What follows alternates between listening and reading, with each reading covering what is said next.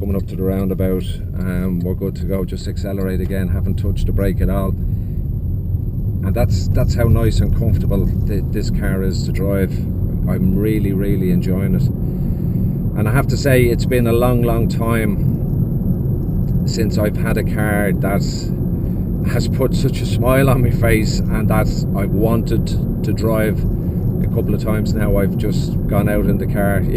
What I'm doing right now is I'm just out for a drive. That's how much I am enjoying this car.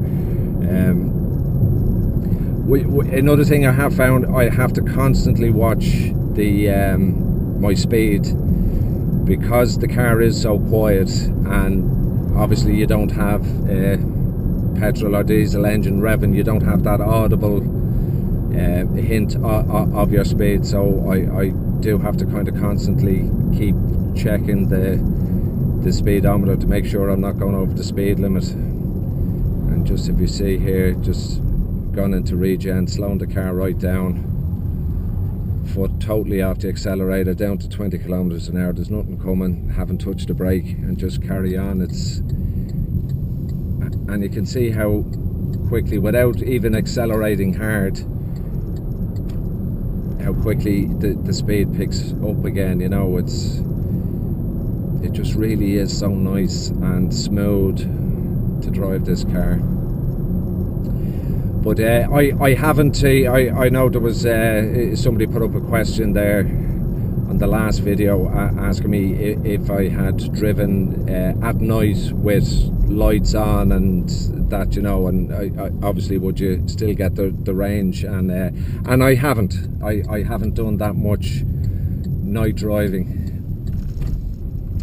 Just driving during the day with, you know, the meter on, the dash cam on, phone charger on, radio on. So, you know, I have had other electronics working within the car, and I'm still getting those ranges. So I don't think having headlights, wipers and that on. I mean, last night I did have, when I was driving, it was dark, I did have the headlights on and wipers on, but I don't think it makes a huge difference to your range. I don't think it'd be that significant to actually worry about.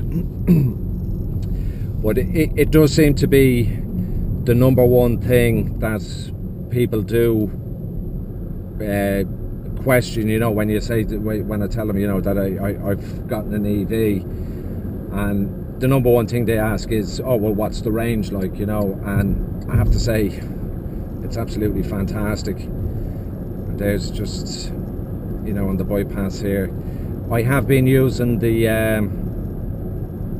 cruise control a bit when I'd be heading into Dublin on the M7, and it's just a lever just on beside the steering column here, and you just flick it up to engage it, and then to set it, there's a button on the end of the lever, and you just push the button, green light comes on, and that's it.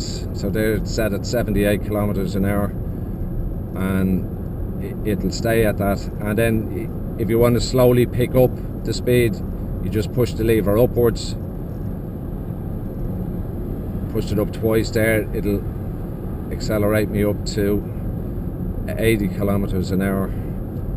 And then likewise, if you want to slow it down, just a couple of taps down and it's bringing it down. We take it off there now, coming up to the roundabout, regen is kicking in, easing on the brakes here now, and